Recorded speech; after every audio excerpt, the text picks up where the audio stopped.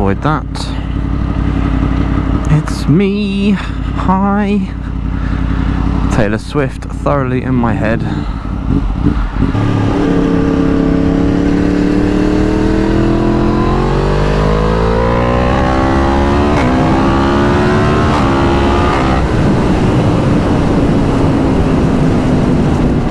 What is up, guys? I hope you are all good. You joined me today on a lovely sort of summer's day, even though we're in end of March, so the sun is getting a little bit warmer, which is good.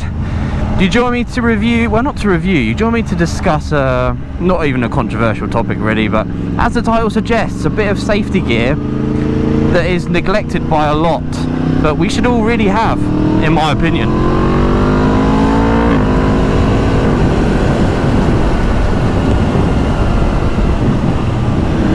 So you've probably spent a lot of money if you ride a bike on protective gear, and you're probably thinking, oh, I can't be asked to spend more hundreds of pounds on protective gear after I've already just spunked, you know, upwards of 1,500, 2 grand for a good set of, you know, boots, leathers, gloves, helmet. And many of you already have this piece of equipment, but I do think it is neglected quite a bit, and it is the back protector. So today I'm going to run you through a little bit about the back protector if you don't have one, why it's important to have one, and what you should look out for if you do want to buy one, or if you're thinking about buying one after this video. So if you're a regular goer of track days, you'll know all about back protectors. They're mandatory on track days, you have to have them. I'm not sure if it's mandatory to have the correct level, like the CE level, which is the standard that these protectors have to pass in order to, you know, display that they're CE levels, CE certified as a level 1 or level 2. When you are buying a back protector, or if you are looking at a back protector, there's a couple of different types that you should bear in mind. You obviously have back protectors that come in the back of leathers, so you have a little bit of foam. When I was 16, I bought a jacket, and then I realised that in the jacket it says not protective equipment, not considered as personal protective equipment, and I bought this from a motorcycle shop. So they've obviously got this product in and not really checked it, and then realised that, well, not realised, but I've then sold it to me as a personal protective equipment for a motorbike. And in the small print in the jacket it says not CE certified, which is bullshit. It should be illegal to do that. It probably is illegal to do that now. This was a few years, or quite a few years ago now, but off topic. If you've got like a high-end back protector or high-end suit, it's probably got a CE certified back protector in it. I don't think they can sell it without it being CE certified if it's a, you know, a high-end suit. That being said, you can buy, there's two types of back protector. So you've got replacement back protectors, which go into your leathers. You know, you've got cutouts in the back of your leathers, or most leathers do. They have a cutout to put a new bit of foam in, or a new back protector, and it's usually made out of this sort of, I don't know the word of it, I'll put it up on the screen, but it's usually made of this like foam slash like dense foam, and it molds to your back really nice. It's quite, you know, quite nice and comfortable. You don't really notice it's there, and it will give you, they're usually CE certified level 1, and it will give you a bit of protection on your back if you were to fall off. You know, it will stop you from maybe, I don't know if it will stop you from actually, like, it won't stop you from doing a lot of damage. You will still have a lot of damage if you fall off, but it does help against, say, like breaking your actual back, which is the main thing you want to really protect, and your, you know, your spinal cord and all that sort of stuff.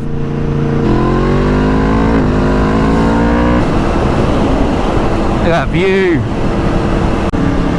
So I'll put links down below to like a guide on back protectors, as to what sort of level protection level 1 and level 2 does offer. But essentially my recommendation would be to buy a level 2 back protector now, and I think you can get the replacement back protectors, a C level 2, that is a thing. But to be honest, my personal favourite back protector type is the strap-on. So the strap-on, it's a bit like a backpack really. You have, you know, straps that go over your shoulders, and you have straps that go around your hips, and in some back protectors that also includes stuff like kidney protection. So you have these little plates that go in, which is really, really nice. I like that touch. Ugh, wetness. We don't like wetness. And I think they're usually CE level 2, and they're usually, you know, if you're buying a back protector that's purely, you know, you have to strap it onto yourself, and it's generally the higher spec back protector, so it's usually CE level 2 certified. I chose the CE level 2, the strap-on. This is going to be annoying every time I say strap-on, but I chose the strap-on back protector. It's quite comfortable still. I did a 2,000 mile round road trip with this thing, and I have no complaints at all. It was very comfortable. It looks quite cool actually. I put the picture in the thumbnail so you'll see what it's like. I chose a Nox back protector. I wanted a good deal, but at the same time I didn't want to, you know, spend loads of money for the name of a company. So I had a look at a few. You know, I had a look at Dionyse, or however you say Dionyse, and their back protector looked okay, but when I compared it to the Nox had the kidney protection, and it just looked so much better.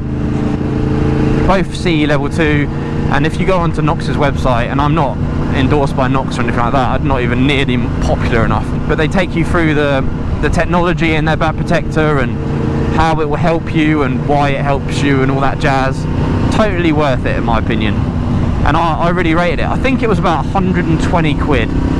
So if you add that on to say like your leather price, it's not a big, you know, you're going to probably be spending upwards 800 to, you know, 1,500 quid on a set of leathers, and another 100 quid on top of that is nothing. And I will 100% pay that every time if it means that I get to, you know, potentially have a crash and walk afterwards, which is the case with back protectors. That's the difference they make. Essentially, is when you come off, you may be walking afterwards, and if you don't wear a back protector and the crash goes a certain way, you may not be. There's a reason why they're mandatory on track days. I'm not going to give too much information about them in this video, because I'm just purely I don't know enough to really come across and tell you all the ins and outs of back protectors, what's legal, what's not, what's better, what's better than another one. But I would thoroughly recommend going into a shop and asking about them, or going online and doing a bit of research. I mean, there's plenty of forums out there on back protectors and what everyone thinks of the one they have, and do they recommend it or not. But yeah, personally I went with Nox just because that was the one that it stood out to me the most as the best. So it probably isn't the best out of all the options that are out there. You could probably spend, you know, several hundred quid on a really fancy one, but I think for what the job is, the Nox covers it nicely, and it looks pretty sick. Now I've bought one, I feel completely naked when I go out without one. If I forget, because I do forget, I put my hands up, I forget to put it on. And I got to the petrol station last weekend, and I literally said to my mate, I'm sorry, but I need to go back and get this back protector, because I feel rough, feel horrible without it. I feel naked, and I think you get that if you wear something that makes you feel good, like a nice pair of boots, like, and you put on some trainers or something and got on a bike, it feels wrong. It just doesn't feel right. And that's how I feel with a back protector now. And I'm glad because I want this back protector to do its job if it needs to do its job. I want a good bit of kit, and you know, I want to keep the functionality of my legs, to be honest, if I came off and my back was put under a certain amount of pressure, which is a risk with motorcyclists. I've seen videos online, awareness videos of motorcyclists coming off, where there's a particular video I saw, he came off, didn't even look that bad, to be honest. I've seen way worse, and I've seen people just get up and walk away, but in this particular incident the guy lost the use of his legs because the way the crash happened put his spine under too much pressure. And for 100 quid, I know what I'm choosing to do. I'm choosing to put that money into a back protector. So that's my advice, guys. I hope the video was it raised a little bit of awareness for you if you are interested in getting a back protector, or if it's something that you think you haven't got yet or you've overlooked. I don't know.